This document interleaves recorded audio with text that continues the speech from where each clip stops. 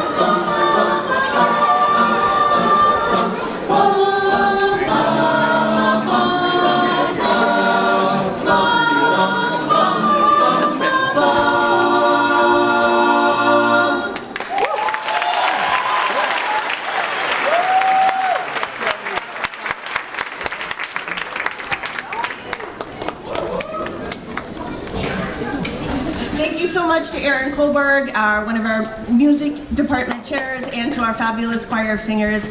Today, thank you so much for all of your beautiful arrangements for today.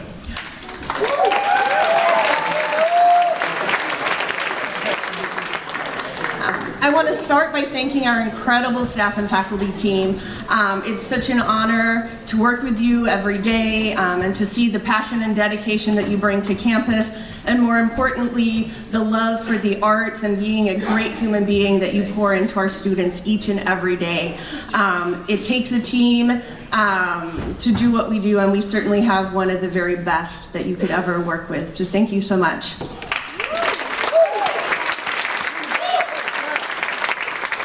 Thank you so much to our parents and families.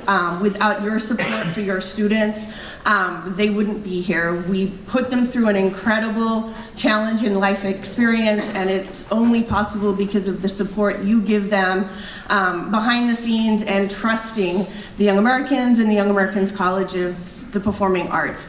It can sometimes feel a little like jumping off a cliff when you send your student out to us, and we recognize that, and we're so honored and thankful for the trust that you put in us to help guide them into those early stages of becoming an adult. So thank you for your continued support.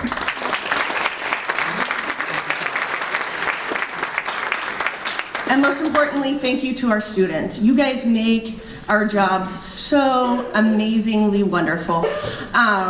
There's so much in the world that is so tribal and divisive, and what I see every day on our campus and on our tours and in our theaters is an amazing team of young people who have so much to give to the world, and so much drive and passion and leadership, and I am so hopeful for the world that's to come as you step up into those roles as performers and educators and leaders. So thank you for all that you do and bring to this incredible organization.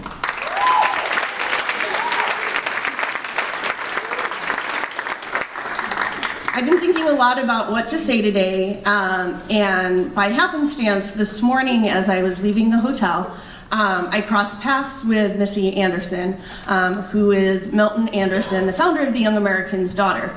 And she had found and brought with us a booklet of information that Milt had put together in 1967. And I've seen a lot of his writings and a lot of his pieces, but this is a new one for me. And so in it, he writes this: the philosophy of the Young Americans. It has always been my belief that people from different countries communicate in many languages, of which music is only one, but a most important one. Speaking to one another through music and rhythm transcends the natural barriers of differing tongues and customs. We believe that music reaches the heart as well as the mind, formulating a permanent basis for mutual understanding, affection, and respect. Further, we do not preach, but just to be as we are. We do not think it is necessary to be told what to say, but we do respect the need for knowledge and training and experience, so we'll be able to speak wisely and well for ourselves and for our country.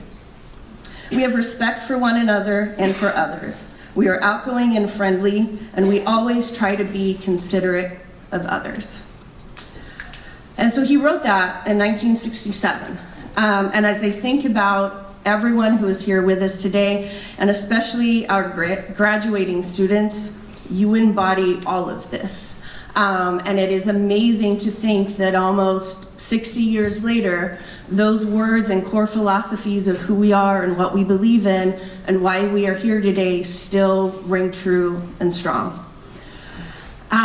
If you think back to your first week on campus, back in your new kid year, and it's hot and it's sweaty and we cram you in to the studio and the fans are going and you can't hear and it's just kind of gross and weird and your parents are wondering, what did we do? We talk about in that moment the extraordinary challenge and responsibility that you chose to step up to in becoming a Young American. We talk about the challenge that it is to be an artist and put yourself out there every day in some really vulnerable ways. We talk about the challenge of a college program and the rigors that come with that.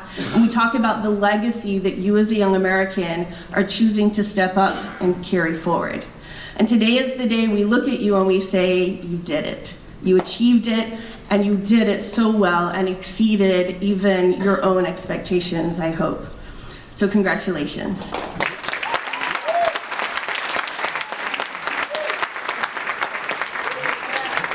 In the past couple of months, I have found myself a lot of times thinking about who are the Young Americans, what are the Young Americans, how do you define the Young Americans?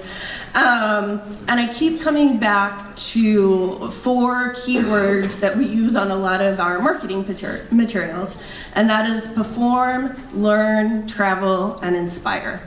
And I keep thinking about those words and what they mean, and not as a marketing slogan or as a catchphrase to get people to want to come be a Young American, but what does it mean for you as a Young American? And it was interesting that my thoughts so much echo the words that Milt had written back in 1967. Perform is what defines the Young Americans. It's the way we choose to communicate. It is why you are here. You have this love of performance, and that is the language and the mode of communication that you choose to go out into the world. It's what defines the Young Americans from a great TEDx talk, or Big Brothers and Big Sisters, or the Peace Corps. Performance, music is how we choose to communicate. And then we look at learn, and it's sometimes easy to go, well, that's just where, Kat tried to squeeze the college into everything that is the Young Americans, but it's so much more than that, and it's so much deeper than that. Because to be a Young American means to be open to every opportunity and every experience that you encounter. It is a constant learning process. It doesn't begin and end in the classroom. It's not done through the online courses on Populi. It is the entire experience. And to be open to that is truly what defines someone as a Young American. And then there's travel, and it's not sightseeing and visiting countries around the world. When I think about travel and what it means for a Young American, it's courage. It's courage to step out of your comfort zone, out of the safety of the home and community that you grew up with, out of the safety of our campus, and to go out into the world and be bold and be daring. That takes courage. And then we get to inspire. And you can't inspire without the other three. It's not one or two of them. It honestly takes all three for us to really go out into the world, for you to go out into the world and inspire others. And the inspiration, it's not about the show and the outreach and all the stuff that goes along with that. It is truly about you. You are what inspires the world. You are what defines the Young Americans as who they are and what we will continue to be. And for that, I am so thankful to have you. So, that's my part.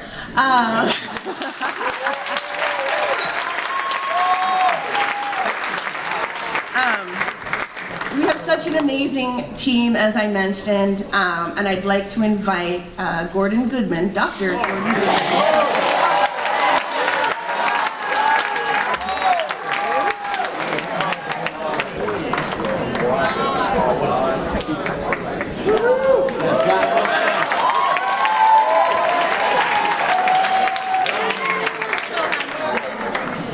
School is a funny thing. I remember so well in working towards my doctorate. It's like hitting your hand with a hammer. It feels so good when you stop.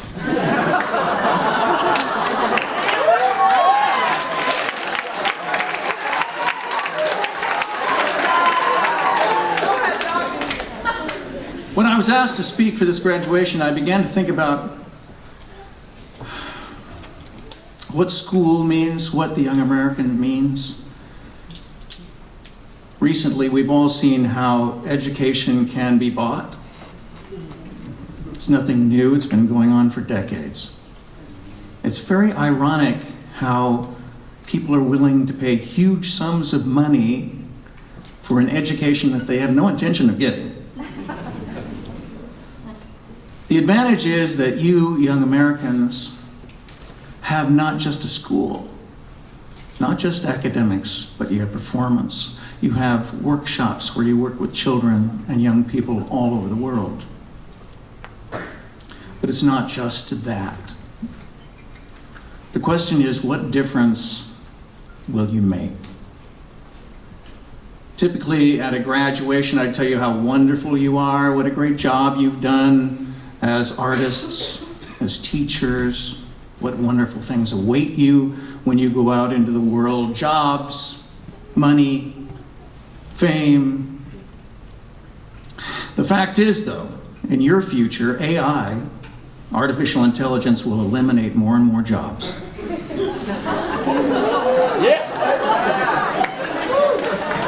Traditional education prepares you to go out to a job market that artificial intelligence may make obsolete. So the real question for your generation is, what are humans good for, really? And if you can answer that question, how do we train people to do that? When I first came to the Young Americans, I kept asking, what are the Young Americans? And time and time again, I'd get a 20 or 30-minute explanation, leaving me to ask again, yeah, but what are the Young Americans? And this is understandable because everyone involved with the Young Americans is surrounded by the many aspects that make up the Young Americans. The college, the workshops, the performances, the legacy of the young Americans.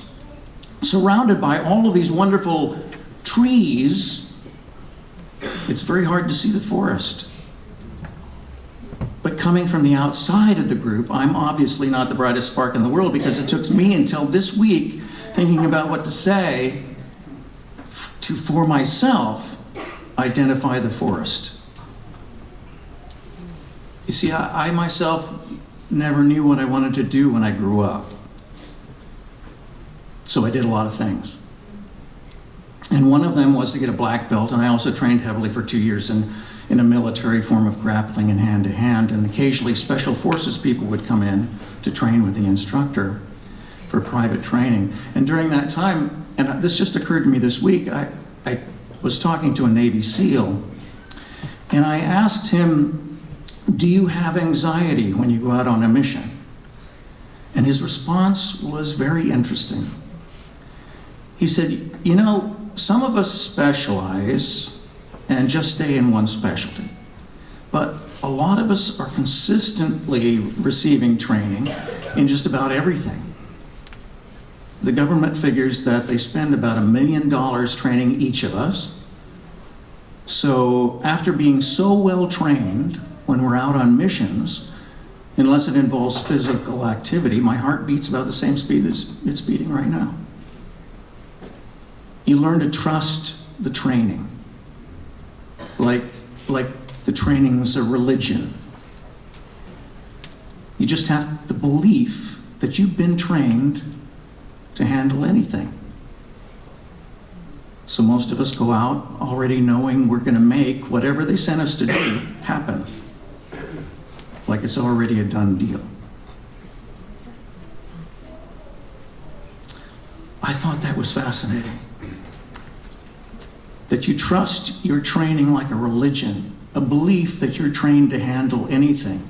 So, he said, most of us go out knowing that we're going to make whatever we've been sent to do happen.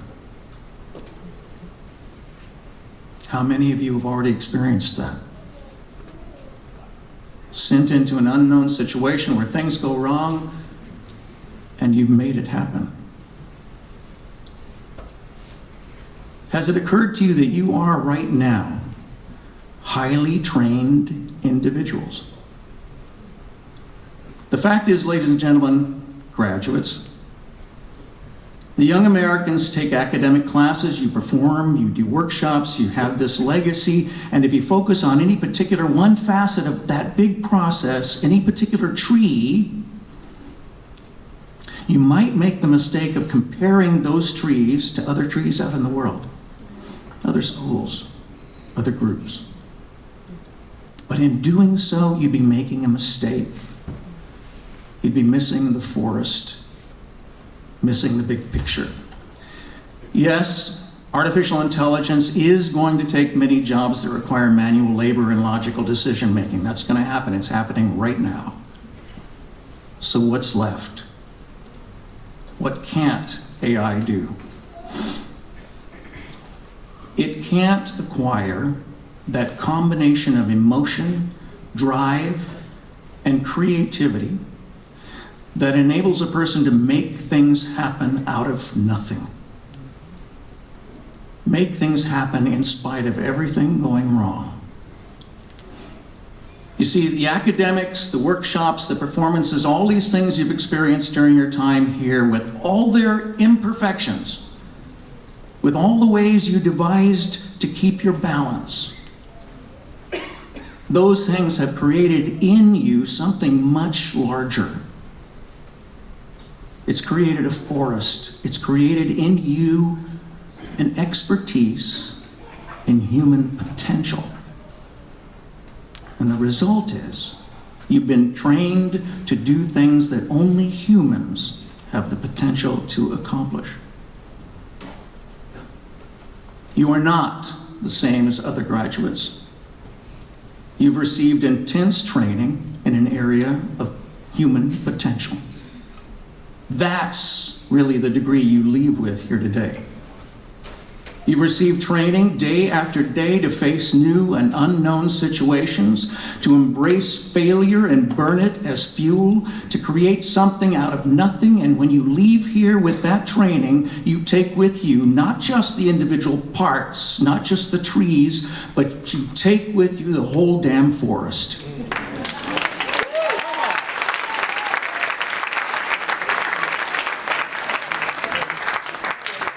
And that, ladies and gentlemen, is a young American.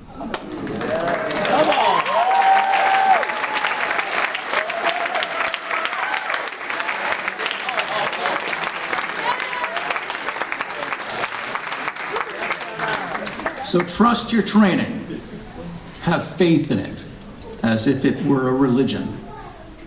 You are different from other people entering the job market or going on to higher education. Look, humility is great, but never let humility get in the way of the knowledge that you are already highly trained.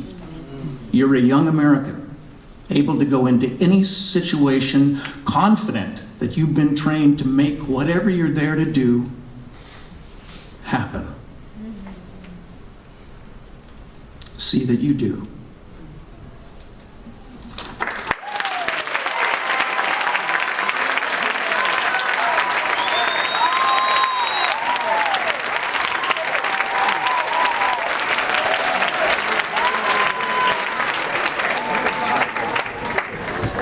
Thank you so much, Gordon.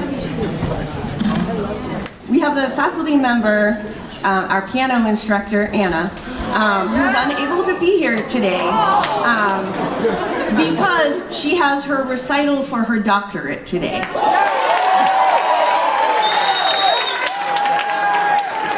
So she sends this message. Wonderful students, my heart is elated for the accomplishments you are celebrating today. I am so thankful I had the opportunity to have met you because of the wonderful things you have all taught me last year. You are all invaluable and incredible people with an amazing future ahead of you. Today is an important celebration that marks both an end and a beginning in a new chapter of your lives. Consider carefully how you want to plan this upcoming chapter. Meanwhile, I pray that you become the salt and light of this world that stands bold and courageous in truth and wisdom. I encourage you to continue striving to be the very best version of yourselves with an open heart and open mind. I urge you to pursue the desires and passions of your heart to better understand the purpose each one of you were created for. I challenge you to keep asking the bigger questions in life that no one really talks about, because those are truly the important topics in life. Keep digging until you find it. I'm so thankful for the organization of Young Americans that has allowed us the opportunity to cross paths. I hope that you'll continue to touch the lives of those around you with the same overwhelming love you've shared with me. Thank you for being a blessing in my life and my personal journey of finding my purpose. You are all very dear to my heart. Please keep in touch. Love, Anna.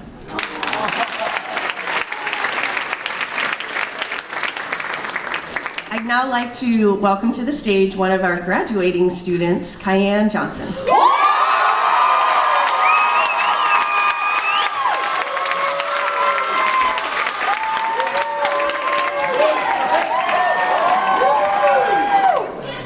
Hey everyone! Oh my goodness. I can't really see you guys, but I love you all just the same, just so you know. So I'm sorry if I'm not making eye contact. So hi everyone, my name is Cayenne Johnson. For those of you who don't know me, God, this is so crazy. I'm from Michigan, just like half of you all sitting here. And growing up, I was in choir and theater programs at my school and in my community. In 2017, the farthest I'd ever traveled was to Northern California to work on my grandma and grandpa's farms. And I'd never been out of the country, let alone flown on a plane by myself. I'd only ever lived with the family that was in my own home. As I graduated my senior year at high school, I saw 600 faces cross the stage, and I didn't recognize about 50% of them. The rest were faces I probably wouldn't even recognize at the grocery store. I remember sitting in the audience, listening to the graduates doing their speeches, and just feeling disappointed in myself. I had almost zero connections with anyone, except for maybe like my handful of friends. I went to such a big school that I didn't know half of the faces. That's kind of crazy. But don't worry, this isn't a sob story. I left graduation excited to be on my next adventure and hopeful to make more friends and gain better experiences because I knew that the Young Americans was going to be different. July came around and I jumped on a plane with my mom and 3 giant suitcases in tow, and we headed to a little town called Corona. I remember registration day, standing in the long queue lines where everyone was getting their very first apartment keys, putting real-life faces to profile pictures and giddily talking to each other, wondering who our best friends are going to be for this year. I remember getting up an hour before our very first rehearsal, asking all my roommates which outfit would be great to work out in, but also to stay super cute and flirty. I remember being absolutely exhausted the next 10 hours later, but still wanting to stay up all night because I had met so many new people and I wanted to talk to them all. To say I remember New Kid Show would be a lie because we were up for 26 hours, but I do remember our Lion King. Our Lion King was an amazing experience, and at the end, I just remember crying and hugging everyone, and then singing May the Good Lord Bless and Keep You. We had our very first Christmas show where we sat in these very seats and watched some YA superstars take their final bows, not realizing that the next year, that could be us in their places. Someone also had this really crazy idea to make Team Gary t-shirts. It's really weird of them. Team Gary. Okay, springtime came and we had our very first showstoppers. We were as strong as ever. It gave us a glimpse of what true young American life was going to be and the glimpse of how well we could manage it. We cheered on and supported our friends as they got their first teaching roles in big solo moments in our outreach. Then came tour announcements. At the end of the day, I truly knew our class was something so special. The amount of love shown and shared is something I will always keep close to my heart. I think it was that moment that I realized I had stumbled upon something so different than anything in the world. Some people were going on tour and some people weren't, but it didn't matter. People were still sunshine and people were still smiles. And that's something that everyone will always say about our class, is we are so, so kind. And that's something I will always attest to. Okay, our next stop was ResCast. You were either on the fall ResCast adventure or the spring ResCast adventure, and either way, each had very different, difficult moments and different moments of levity, different ups and different downs. At the end, we all had to do that blasted ResCast show, and I am so sure we are better people because of it.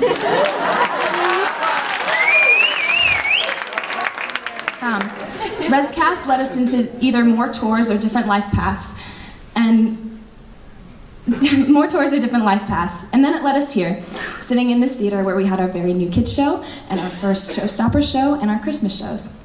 And now, our graduation. We've all had a whirlwind of a ride these past 2 years, and in return, have learned so, so much. Can I tell you guys something about my dad? My dad is super into poems and like Shakespeare, and he just closed out his first Shakespeare show, so he's like truly following his dream right now. But he'll call me and he'll FaceTime me to practice his lines or to practice the poems he's been reciting and memorizing, and it's really cute. But he called me the other day and he told me about one by Robert Frost called The Road Less Traveled. It goes like this. 2 roads diverged in a yellow wood, and sorry I could not travel both and be one traveler, long I stood and looked down one as far as I could to where it bent in the undergrowth. Then took the other as just as fair, and having perhaps the better claim, because it was grassy and wanted wear, though as for that, the passing there had worn them really about the same. And both that morning equally lay, in leaves no step had trodden black. Oh, I kept the first for another day, yet knowing how way leads on to way, I doubted if I should ever come back. I shall be telling this with a sigh, somewhere ages and ages hence. 2 roads diverged in a wood, and I took the one less traveled by, and that has made all the difference. As I was writing this speech and getting very hectic and stressed because it's Christmas show, I asked a lot of you guys what to do, what to say, and what you guys learned. Turns out we have learned a lot. Thank goodness. We learned about vocal and dance techniques. We learned some English, some piano, some business math, sociology, and psychology. Some of us really, really tried to learn music theory. But we not only learned what we needed for our diploma, we also learned a lot more. We learn to be adaptive. As a young American, it's your job to expect the unexpected and to be able to say yes and all the time. You have to be constantly on your toes, but also be able to just go with the flow. We learned that even though we may not always like interacting with some people, we can interact with some people. And we can interact with all people. Excuse me. We learned teaching techniques to use in workshop, but also to use in the future with people around us or even our own kids. We also learned that family isn't just about the people you share a DNA code with, but the people you share your life with. The people you go to after a long day of being beaten down in the trenches and not understanding the language being spoken to you. The people who buy you your favorite Japanese tea because you've been having a bad day. The people who root for you so hard to get that solo you practiced and practiced and practiced that they now can do the solo with you. Our class has become a family. A talented, kind, creative, loving, weird family. And I may not have known the 600 people that crossed my stage at my graduation, but I know each and every one of you so well. As I stand here, I look out on a group of people who have not only changed my life, but the lives of millions of people around the world. Who else can say that? Who else can say that their best friends are from New Zealand and Colorado, or Southern California and Japan, or that they met someone who lived 20 minutes down the road, but they had to fly all the way to California to meet them? Who else can say that before their first real world job, they had traveled out of the country or around the entire US for 3 to 5 months, living with families they just met and hoping the kindness of JMC Narton or the staff would give us great per diem money for our day off? At around the age of 19, we were traveling the world, teaching children whole entire shows, and then performing those shows. All of us from around the world ended up in this room together. The Young Americans has offered a truly unique experience. It wasn't ever an easy road. It wasn't the road that most of our high school classmates took. But to echo Robert Frost, we took the road less traveled by, and that has made all the difference. The Young Americans is an experience like no other. So, it is with great pride and love that I congratulate all the new Kids 17s on an amazing past couple of years. I also congratulate this year's graduating class on a job well done. You guys are the bee's freaking knees. I love you so much.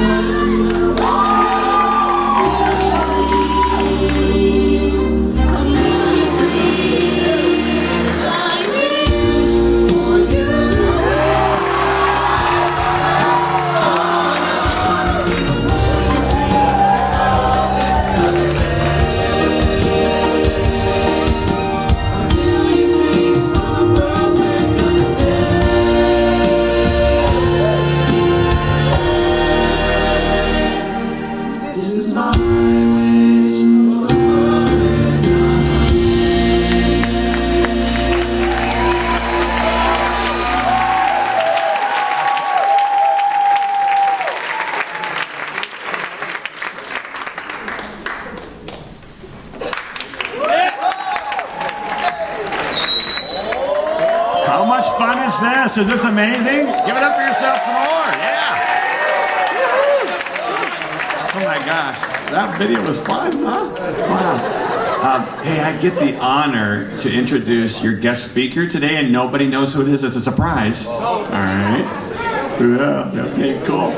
So what I want you to do is go back in your mind 45 years ago, and I was a new kid with this incredible person. Okay?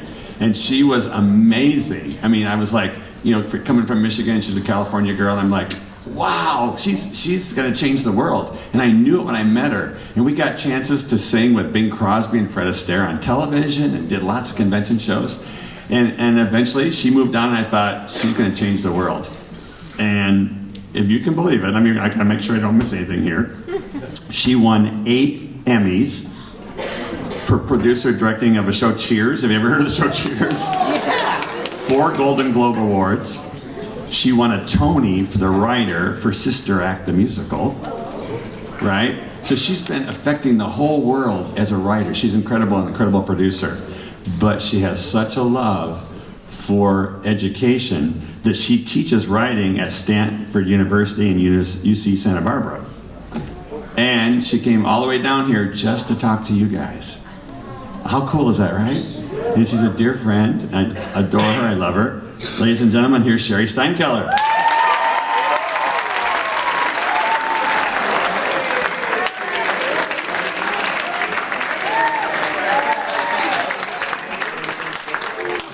Thank you, Bill. Could we bump the house lights just a little bit so I can see you? Thank you. Hi! Congratulations! Blessings, mazel tov, bravo, brava, brave. That's gender neutral, bravo. I just made that up. Way to go, graduates. I know how hard you have worked to get to this moment. And I know how hard you have played to get to this moment. So what was it more, of work or play? All right. Survey says #1 answer. At the intersection of work and play is this sweet spot that positive psychologist Mihaly Csikszentmihalyi, did you learn about him? He wrote a book called Flow. And he talks about this concept of flow, and he's written many books about flow, but the concept of flow is that, I think it's the intersection of work and play, that feeling where you lose track of time and you forget to eat. And your ankle may hurt when you're not in it, but when you are in it, your ankle doesn't hurt anymore. It's that beautiful state that athletes achieve and performers achieve and artists achieve when you are completely in the moment. This sweet spot, this flow state, is how I remember my time as a YA. As a second soprano, in love with life, in love with music, and making a difference in community. So let's dial it way back in the old time machine. Bill, I hate to tell you this, it was 46 years ago. It was 1973. And Bill Brawley and I are new kids. And Susie Freeman Johnson and Corky Lee are YA royalty, welcoming us into the group. And Mr. Delk, Gary, teaches musicianship very well. I do not learn it very well, but he teaches it very well. And I want to tell you 3 stories from that year, just little bitty stories. They were trivial, forgettable, nothing moments that I'm sure nobody would ever remember except for me. But I want to tell these stories to you because I do remember them, 46 years later. And for all this time, they have informed me about myself, about this world. They are what you might call, if you were corny, life lessons. And the funny thing about life lessons is that when you're in the middle of life, you don't know that you're getting these lessons. You don't know until later, when they turn out to be the stories you still remember 46 years later. Stories that made a difference, the stories you learned from. The keepers. Now mine are mine and yours will be yours. But what we have in common, I know this for sure, is that we all have them. So I want to tee us up with a few of mine and invite you to think on what yours might be 46 years from now in 2065. And I'm telling you from the future, yours will still be with you. These are your keepers. Here are mine. A joyful noise, sort of chunky, and 110%. A joyful noise. It's October 1973. I am auditioning for the Young Americans, which is highly unlikely. You see, back when I was a California girl in high school, the way you would get in as a high school student, the way you get into the Young Americans, is the top choir teachers would take the top boy and the top girl, we were on the binary back then, they would take the top girl and the top boy from their choir and send them out to West LA to audition for the Young Americans. So it was the cream of the crop, and from those people all over the state, the creme de la creme would be skimmed off, and those were the California contingent of the Young Americans. It was a pretty big deal. Now, I didn't even make it into my choir. I didn't even make it into mixed chorus. I mean, basically, the music teacher told me, move your mouth, but don't make any noise.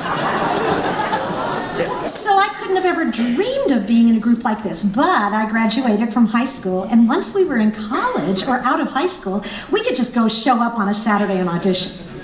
And my friend Carol Chern, invited me to come audition because then we could spend our Saturdays together. And I said, yeah, but I'm never gonna get in because, you know, that whole thing about move your mouth but don't make noise. And she said, oh, just come, Cheri, just try it. Okay. So I came in, I remember I wore a red dress with white polka dots. I called it my Judy dress, like Judy Garland, but also I bought it at a store called Judy's. And I sang the trolley song because I was obsessed. I stand Judy Garland, long before I knew what that was. And I sang the trolley song, and I just did my best and figured, okay, that's a waste of their time, but oh well, it was fun. Well, shockingly, I got into the group. And I want to say it's a couple of weeks later, one of my friends, Eddie Pardella, snuck my audition card out of the office and showed it to me. And it said on the card in Mr. Anderson's writing, Milton Anderson's writing, she makes a joyful noise. And I looked at that and kind of went, oh, noise. And I completely dismissed the joyful part. But the joyful part is what got me in.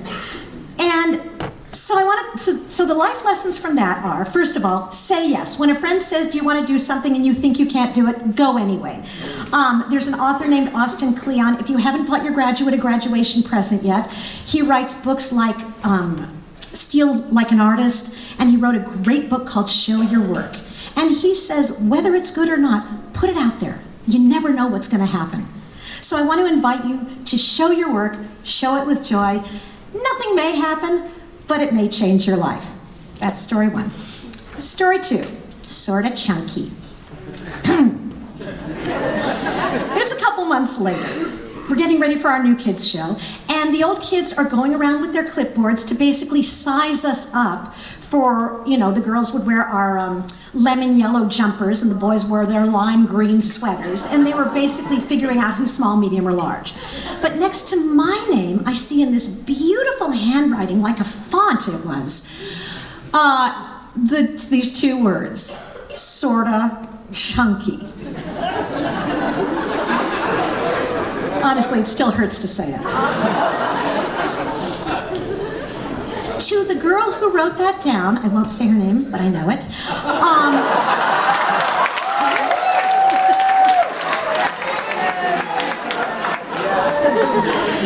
That was not a judgment. It was simply a statement of fact. It was an observation. To me, it was a dagger in my sort of chunky stomach. For the next year, and this is before we had such diagnoses as eating disorders, I existed on chamomile tea and tablespoons of peanut butter. I didn't love my body after that. Even though it got me here, I didn't know how to love it. I didn't learn how to love it, honestly, until, I want to say 13 years later, when I was pregnant with my first child, and I was way more than sort of chunky. But my body was showing me that it could do miraculous things. It was working. I just didn't know it back then when I was 17, and let someone else's casual observation become my miserable obsession. Lessons. Words matter, yes, we all know that.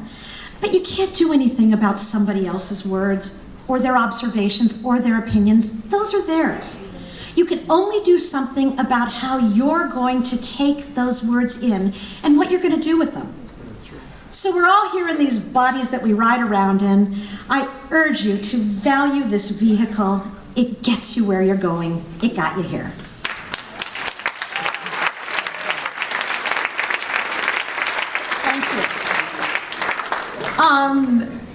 Lesson number 3, 110%. So as previously discussed, I didn't consider myself a very good singer, and pretty much nobody in the group did. I also haven't mentioned I can't dance. Like when I joined the Young, my body and my brain don't speak with one another. When I joined the group, they put a rubber band, a very tight rubber band on my left ankle so that I would know which foot to step off on because it was the one that hurt.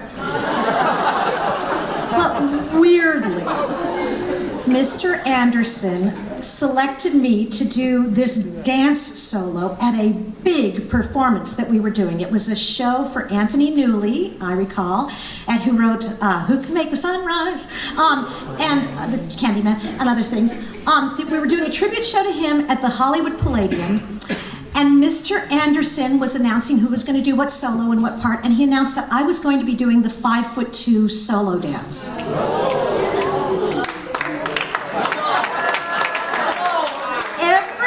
The 14 other women in the group and the 15 other men who were going to be performing that night all had the same thought bubble as I did. Her? Anybody could do it better than her. But Mr. Anderson announced me, and that was weird. And so I did the same as you. I practiced and practiced and practiced in my dorm room, in the hallway, in the bathroom, at rehearsal. I didn't want to make me and my other 29 castmates right and Mr. Anderson wrong. So the way the 5'2" solo worked was they would start the music, and whoever was doing it would start all the way up stage and run down stage. The spotlight would hit her, and you'd do this Charleston. And I was all ready. I mean, I was shaking, sweaty, but I had practiced. The spotlight hits, the music starts, I run down stage, my heels slide out from under me, and I fall on my ass. Really hard. Like cartoon birds are going around my head.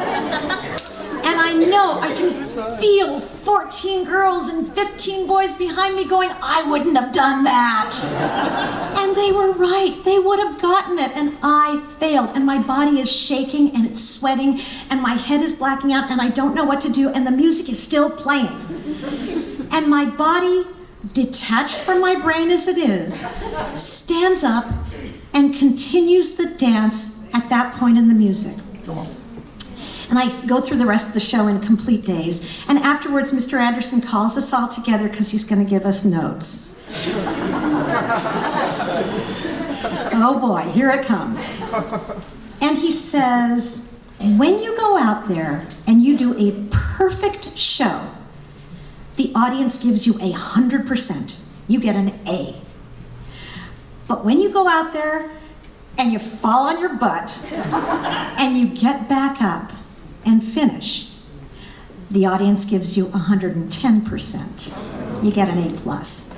Because as Dr. Gordon was saying, more than being perfect, more than being, robots, the audience sees that we are human, and we can not only take that spill, but we can survive it. So, lessons. Knowing that has made me bolder and braver and take more risks. It has pushed me past my limits. If you are willing to fall and fail and get back up, it's better than perfect. Okay? So later, thank you. Later on, when we go upstairs to hug and kiss and congratulate and eat and all that, I would love it if you will tell me what you think your keepers might be, dear graduates. Or you can, DM me later on Facebook or my name at Gmail, whatever. Now, very quickly, moving from my story to yours, because your wonderful cat doll asked me to tie this education that you have received to this world that you will be segueing into sooner or later. And I know some of you are leaving YA World right after this, and others will be staying for a while, or maybe a long while. Some of the most talented people I know have been in YA World for a long, long time. I want to tell you that in my opinion, there is the road more taken, and there is the road less taken. And I'd like to think that all roads are the right road. That's what I tell my children. That's what I tell my undergrad students. This is your time to try, sample, taste, experiment, fall, get up, try again. Delights and disappointments will all be new information. And as you transition to the next phase, whatever that next phase is, in whatever environment, whether you're working here or on Broadway or at Target, wherever you go, whatever you do, it's going to bring you new information that is going to help you get closer to understanding what you are here for and what you are meant to do. Sometimes you will learn through positive experiences. I love that. It feels good. I want more of that. More Emmys.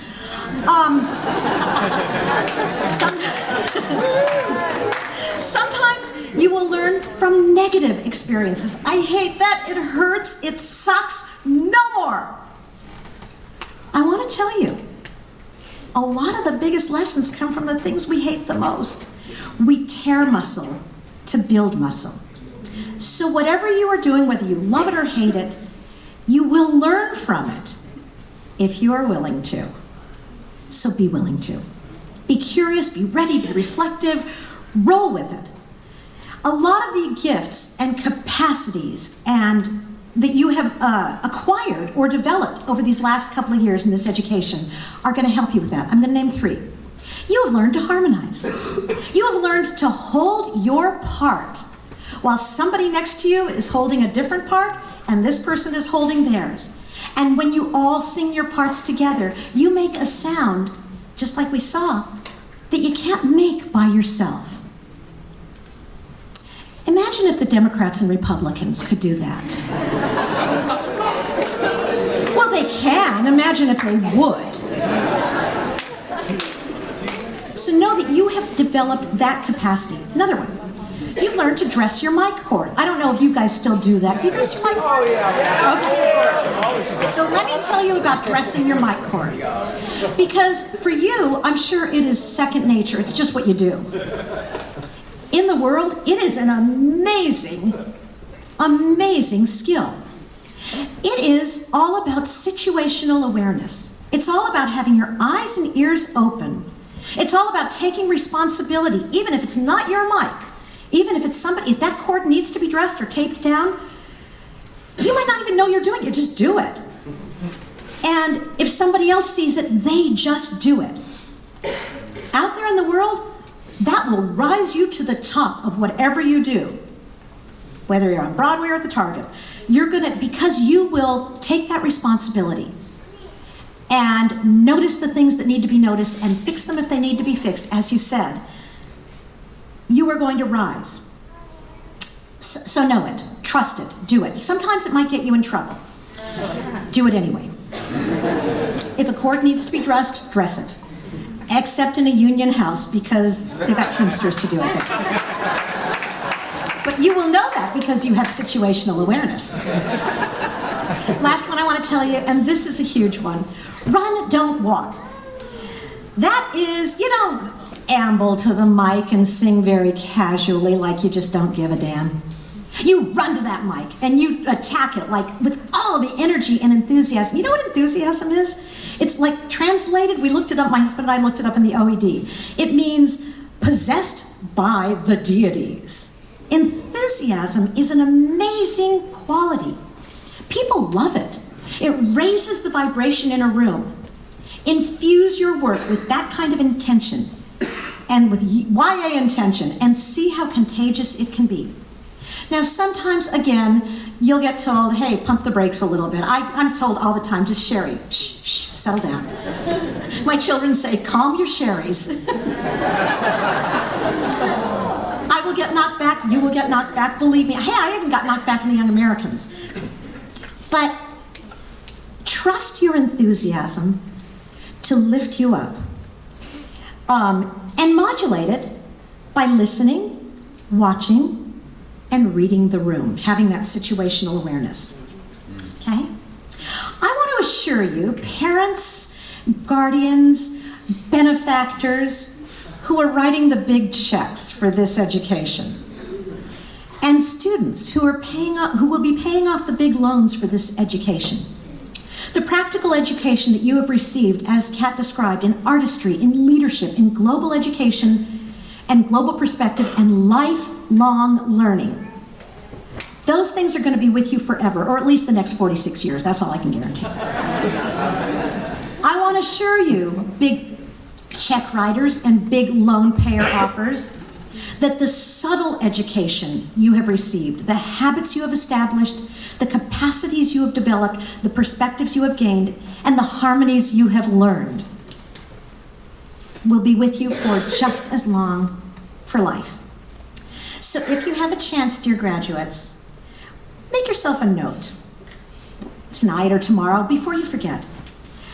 Write down your keepers, your stories, the life lessons, the learning that you've done here. Put it in a little envelope someplace safe or on your hard drive where you won't forget it. And then forget it till maybe 2065, when you can meet up again like Bill and Susie and Corky and Mr. Delk and I are now. And remember, this is where you started. And where did you go from here? Congratulations, Mazel Tov, bravo! Way to go, grads. Thank you.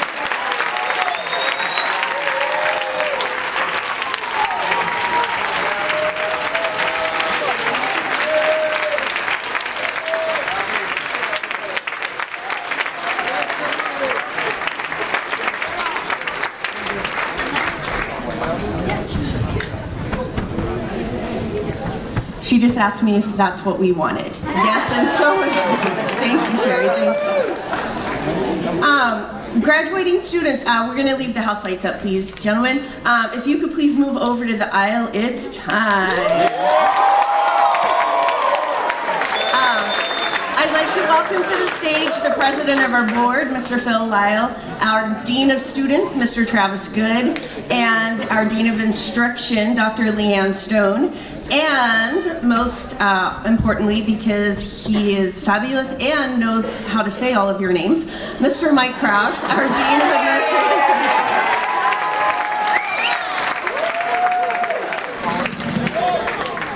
I'm a good enunciator. All right. Wait till they're all in place. Yeah, Mike.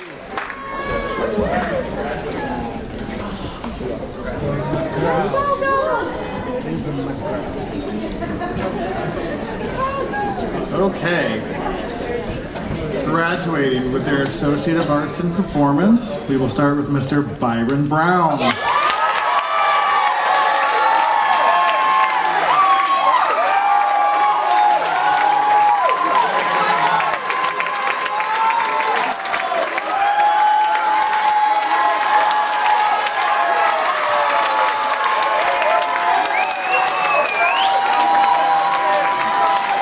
Mr. Jordan Brown.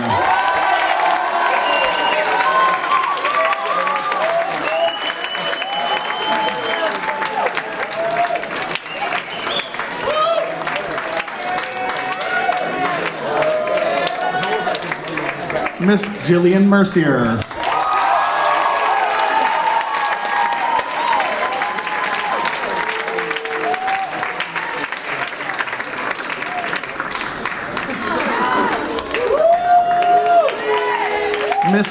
Andrea Silva.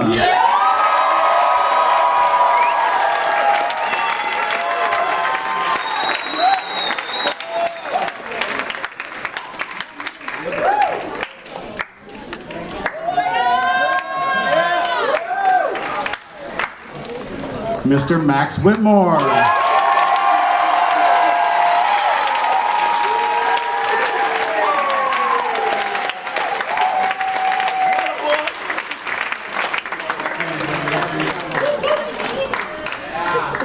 With their Associate of Arts in Performance with Honors, Miss Emma Lee.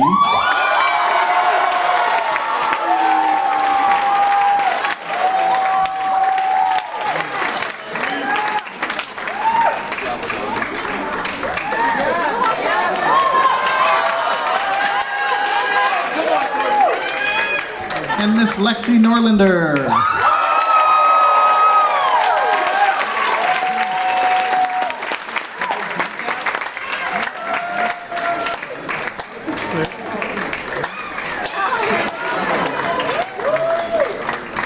Graduating with their Associate of Arts in Performance with an acting emphasis, Miss Gustavia Frederique.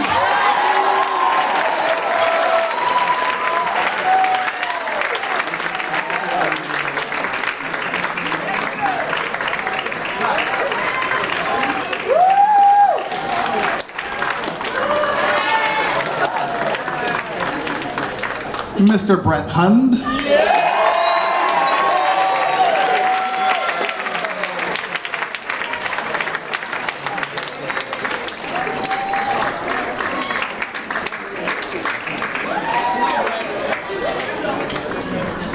Miss Ashley Noe.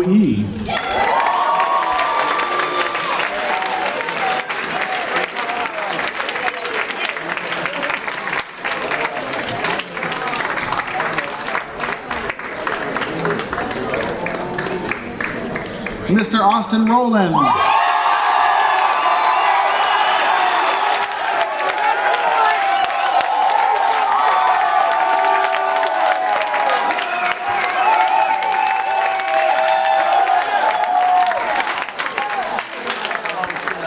Miss Alyssa Emmerich.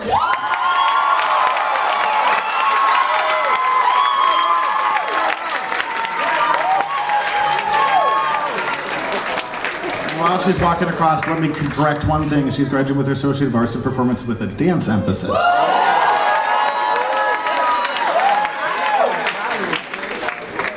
Mr. Joel Erdman.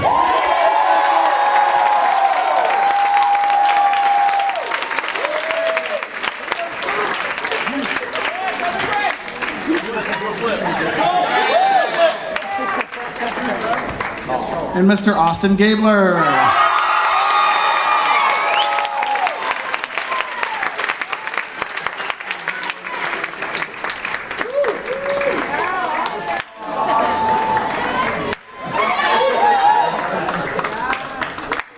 Graduating with their Associate of Arts in Performance with a dance emphasis with honors, Miss Celeste Carrasco.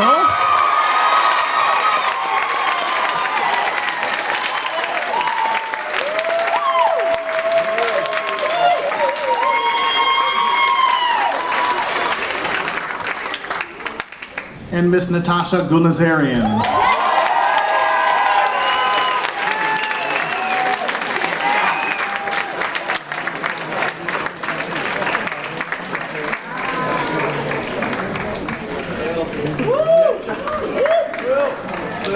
Graduating with their Associate of Arts in Performance with a vocal emphasis, Mr. Elliot Drummond.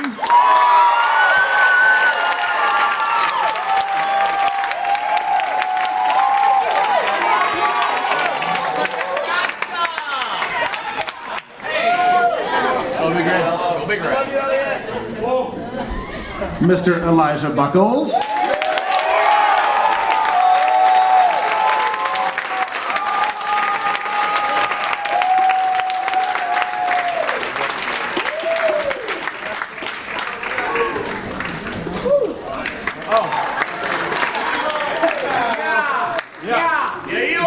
Miss Victoria Budd.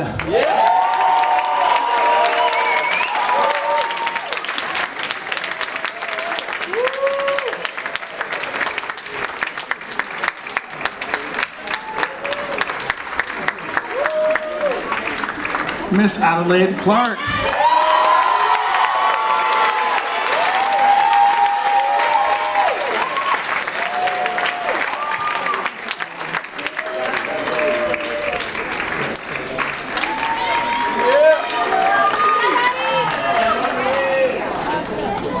Mr. Elliot Demerit.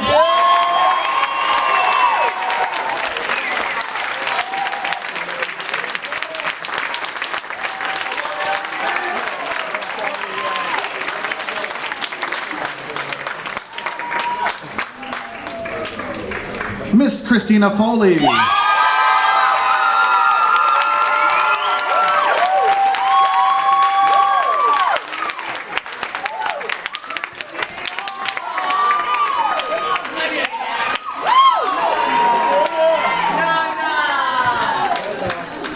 Miss Cayenne Johnson.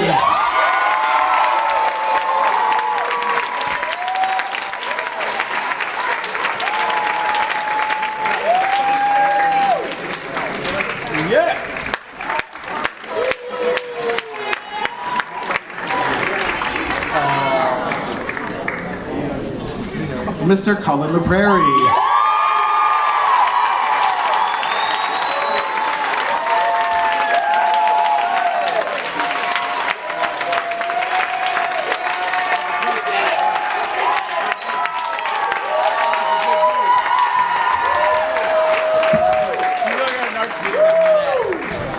Mr. Andrew Markham.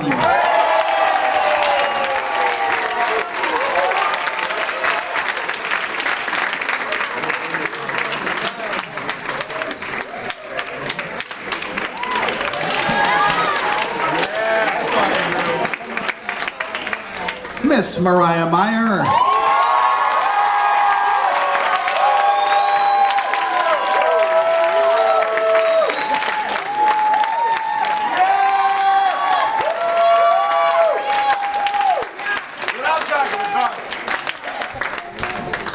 Mr. Logan Minuet.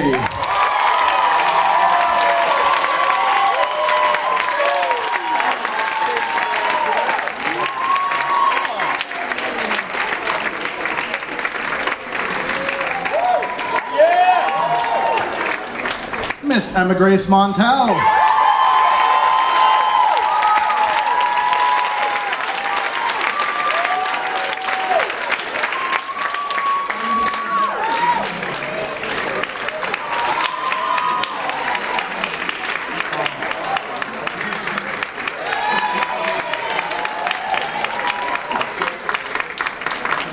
Miss Nicolette Owens.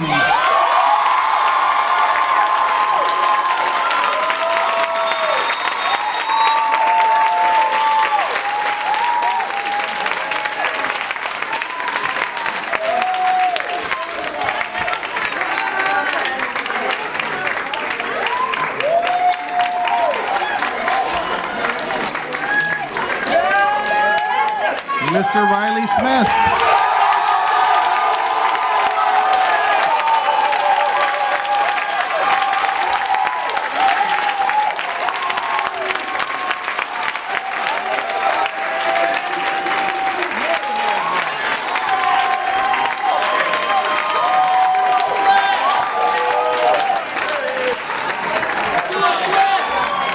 Graduating with their Associate of Arts with vocal emphasis with honors, Miss Grace Highland.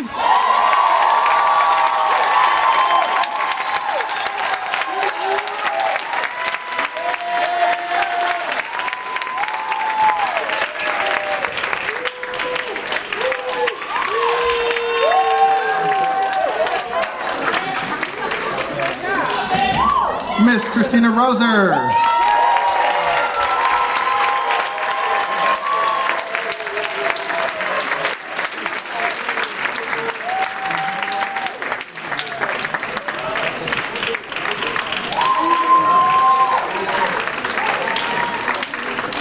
And Miss Rebecca Strebe.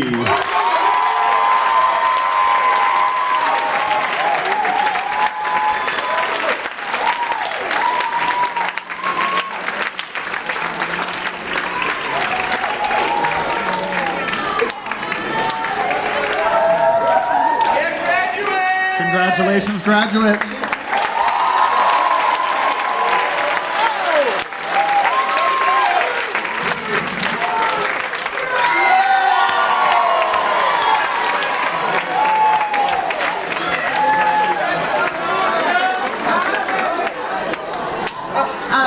Thank you so much to our speakers and to Blake and Sean and our tech crew who helped out today. Congratulations again, graduates.